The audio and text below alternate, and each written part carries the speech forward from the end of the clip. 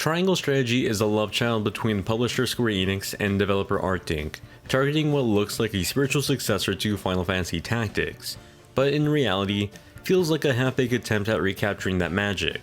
It's a game that dwells on exposition, making for a slow start to a game that feels like Game of Thrones tactile RPG. While its presentation and gameplay do help alleviate those growing pains, I couldn't help but feel like this could have been a much better game had it been executed differently.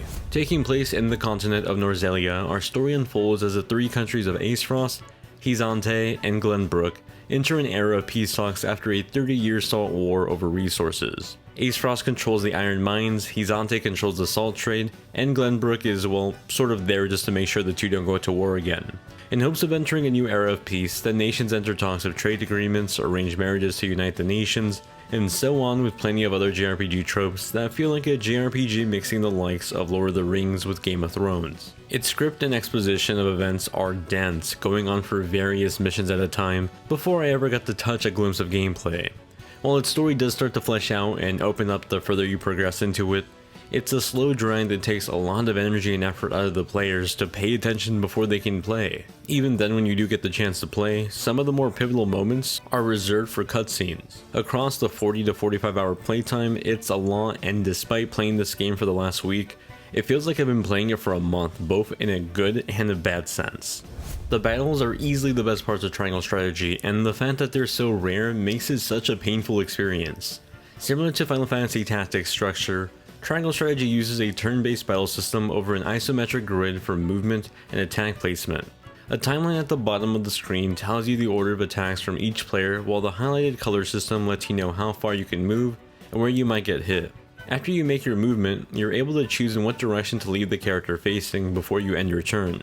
It's a nice touch to the strategic layer of soldier placement because depending on where you're facing, you might take more or less damage if you get attacked from the front or back.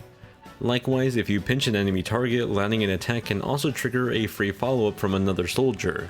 This goes both for you and the enemy though, so it's a fun battle mechanic to use but also to look out for. Different soldier variants offer unique abilities like being able to cast magic or fly over elevated battlefields in a mountable animal. Those same elevated platforms can stop other soldiers from progressing, providing a cover for other characters as well. Soldiers with heavier armor sets can take more hits, but might be slower than other characters that can't take as many hits. There's a wide variety of characters with their own attributes, and thus there's plenty of replay value in battles and how you go about them.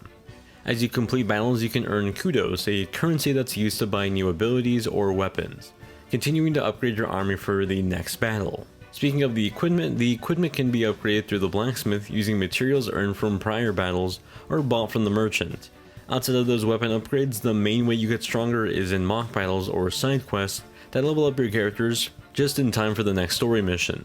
Throughout the campaign, you'll see both story and side missions. The missions tend to have a level on them to help you determine whether you're leveled up enough for them. When on these story missions, you'll also occasionally come across the conviction system, a mechanic that allows your party to vote on choices that decide whether the story branches here or there. It's a nifty system as you can talk to your party beforehand to get a gist of where their vote lies and try to convince them to join your side.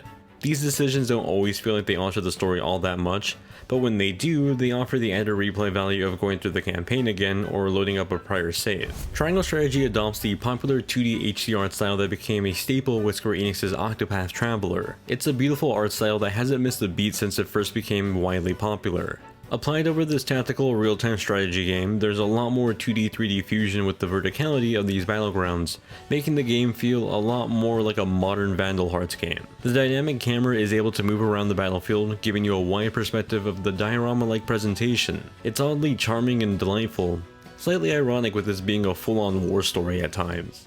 The lighting design of the overworld looks absolutely beautiful with vibrant colors and lovely looking vistas juxtaposed with the stunning bokeh effect on the backgrounds. At times the image feels like it's being shot on a large aperture camera, the way the shiny lakes sparkle along to the depth of field effect.